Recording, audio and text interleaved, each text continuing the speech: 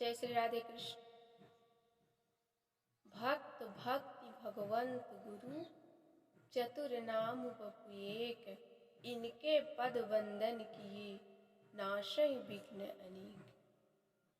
भक्त भक्ति भगवंत और गुरु ये चारों एक ही हैं, और मनुष्य यदि इन चारों में से किसी एक का भी हाथ पकड़ लिया, बंधन कर लिया, तो जीव का कल्याण है। इसको भक्ति कहते हैं। भक्ति तो सभी करते हैं। इस दुनिया में कई प्रकार के भक्त हैं, जैसे कि, लेकिन सच्चा भक्त कौन है? भक्त की पहचान, संत की पहचान कैसे की जाए कि कौन सही संत है और कौन ढोंगी है, कौन सच में भक्ति कर रहा है और कौन ढोंग कर रहा है। क्योंकि कलिकाल में कई लोग ऐसे हैं जो कि ढोंग कर रहे हैं, दिखावा तो करते हैं कि हम भक्ति कर रहे हैं, भगवान को चाह रहे हैं, ऊपर से करते भी हैं, लेकिन अंदर से कुछ और ही होता है। लेकिन संत बड़ा कौन है? संत कौन है? संतत्व किसके अंदर है? इसको हम कैसे जानेंगे? इस दुनिया में भक्त के कई लक्षण हैं, लेकिन सबसे बड़ा भक्त कौन है, इसको हम जानेंगे।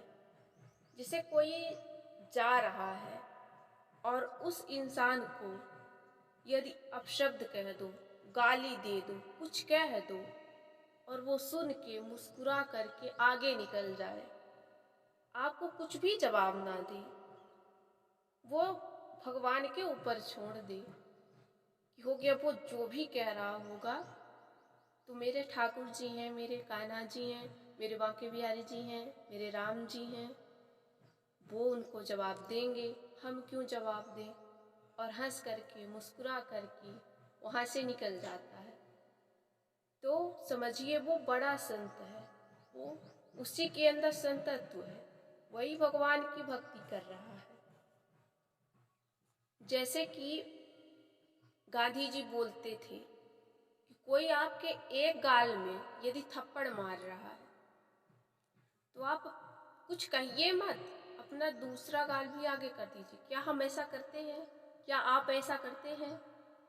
अगर जिस दिन आप ऐसा करने लगी, कोई कुछ कह रहा है और उसको छोड़ करके हम जो कर रहे हैं उसी में ध्यान दें। जैसे भगवान बुद्ध सबके यहाँ भिक्षा मांगने जाते थे, भिक्षाटन करते थे और भिक्षा लेकर के आते थे। जो कुछ भी होता था तो प्रसाद पाते थे, भगवान को भोग लगाते थे। लेकिन गांव में एक ऐसा व्यक्ति था जिसके यहाँ भिक्षा लेने जाते तो थे, लेकिन वो कभी भिक्षा उनको देता नहीं था, और ऊपर से गाली दे देता था, अपशब्द बोल देता था। लेकिन भगवान बुद्ध कभी कुछ नहीं कहते थे, उसकी गालियों को, उसके अपशब्द को सुन करके चले जाते थे। कई लोग देखते भी थे कि ये कैसा है, सबकी बातों को सुन करके यहाँ से निकल जाता है, कभी कुछ कहता ही नहीं है। लेकिन एक दिन उस व्यक्ति को, जो भगवान बुद्ध को गाली देता था, संत को, तो उसको गुस्सा आ गई कि हम तो इसको रोज कुछ न कुछ कहते हैं, लेकिन ये सुन करके चला क्यों जाता है। बहुत गुस्सा आ गई, उसको क्यों कहते हैं और कुछ बोलता नहीं है। तो उसने क्या किया कि भगवान बुद्ध के झोली में थूक दिया। तब भी वो मुस्कुरा कर चल दिए रोज की तरह। तो वो रोका उनको, हाथ पकड़ा, बोला कि सोचा शायद ये अच्छा व्यक्ति है तभी तो मैं कुछ कहता हूँ, और ये कुछ कहता नहीं है, सुन के चुपचाप चला जाता है। तो उसको हाथ पकड़ के रोक लिया वो आदमी, भगवान बुद्ध को, और बोलता है कि अरे तुम क्या चीज हो, तुमको हम रोज इतना कुछ कहते हैं, इतना कुछ सुनाते हैं, तुम कहते भी नहीं हो। आज भी आज तो मैंने बहुत ही गलत कर दिया, तुम्हारे झोली में थूक दिया और तुम चले जा रहे हो यहाँ से। तो भगवान,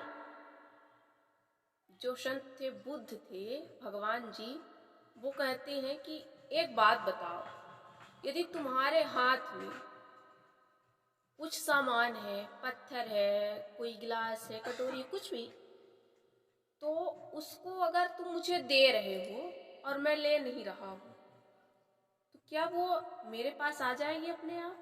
नहीं आएगी। तुम देना तो चाहते हो लेकिन मैं लेना नहीं चाहता। इसी प्रकार तुम गाली मुझे दे रहे हो, मैं नहीं ले रहा हूँ, इसलिए वो लौट करके तुम्हारे पास ही जा रही है। और इतनी बात समझा करके वहां से बुद्ध जी चली गए। तो ये होती है भक्ति कि आप भगवान में लीन रहो। कौन क्या कह रहा है, क्या कर रहा है, वो सब ठाकुर जी के ऊपर छोड़ दो। ये है भगवान की भक्ति। मैं आपको एक बात और बता दूं, लोग कहते हैं हमारा मन शांत नहीं रहता, मन एकाग्र नहीं रहता। ऐसा क्या करें जिससे मन को शांति मिले, मन एकाग्र हो? तो कहते हैं कि साधना करो। साधना से तो जहां तक मन एकाग्र नहीं होता, तो तप करो, योग करो। तो भगवान विश्वामित्र मुनि जी 60,000 वर्ष तक तप किए, लेकिन एक मेनका आई और उनका तप भंग करके चली गई। तो कहाँ से साधना? साधना में, तप में, इन सब में भी एकाग्रता नहीं है। एकाग्रता सिर्फ एक ही चीज करने में, वो है भगवान नाम संकीर्तन। भगवान के नाम का संकीर्तन करिए, जाप करिए, और 100% ये गारंटी है, भगवान नाम संकीर्तन से मन एकाग्र होता है, मन को शांति भी मिलती है, और घर में जितने दुख, रोग, कष्ट हैं वो दूर होते हैं।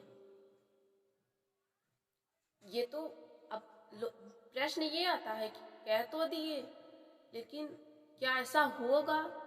पहले प्रैक्टिकली करो, उस चीज को करो कुछ दिन, 2 दिन, 4 दिन, और फिर देखो कि घर में किस तरह की शांति आती है। एक भगवान नाम का संकीर्तन ही है, जो एक शब्द अगर राम, तो राम बोलते तक, जब तक बोल रहे हो उतने समय तक आपके अंदर जितनी टेंशन है, जितनी चिंता है, वो सारी दूर हो जाती है।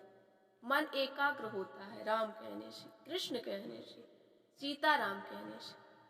इसीलिए भगवान का नाम जाप करिए, संकीर्तन करिए, और जितने भी लोग घर में, परिवार में हैं, तो 1 घंटे, ज़्यादा से ज़्यादा 1 घंटा आप भगवान नाम संकीर्तन करिए, और फिर देखिए कि घर में कैसे शांति रहती है, आपका मन कैसे एकाग्र रहता है, और कैसे आपकी जिंदगी खुशहाल रहती है।